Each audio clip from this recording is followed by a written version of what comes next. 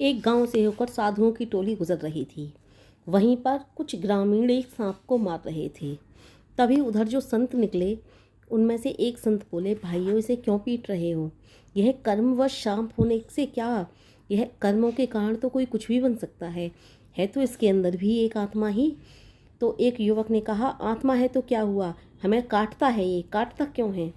तो वो संत बोले, तुम लोग सर्प को न मारो तो वह तुम्हें क्यों काटेगा? लोगों ने इस तरह से जब संत की बात सुनी तो सर्प को वहाँ छोड़ दिया, ऐसे ही जाने दिया। कुछ दिन के बाद वही संत जिन्होंने उस सर्प को बचाया था, एक अंधेरे स्थान पर स्नान कर रहे थे, क्योंकि नदी में उस समय बाढ़ आई हुई थी, तो गड्ढे का और इस तरह से स्थानों का पता नहीं चल रहा था, तो वो वहाँ पर स्नान कर रहे थे। तभी उनके सामने वही सांप जिसको उन्होंने बचाया था, वो फन फैला करके खड़ा हो गया। उन्होंने बहुत उसे हटाना चाहा कि हट जा भाई, यहाँ से मुझे स्नान करना है, लेकिन वह सर्प टस से मस नहीं हुआ।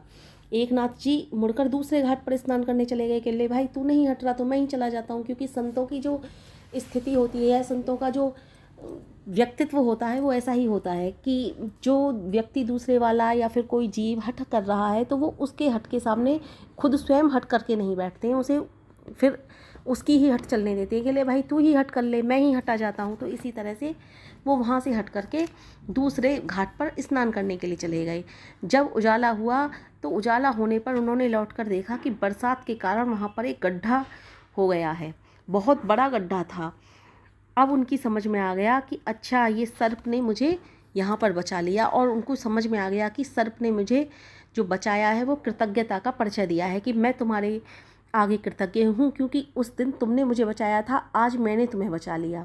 इस तरह से एक जो संत थे उनकी समझ में अब सब कुछ आ चुका था। तो कहने का तात्पर्य यह है कि यदि तुम्हारे ऊपर कोई उपकार कर दे तो उसकी कृतज्ञता को कभी भूलो मत।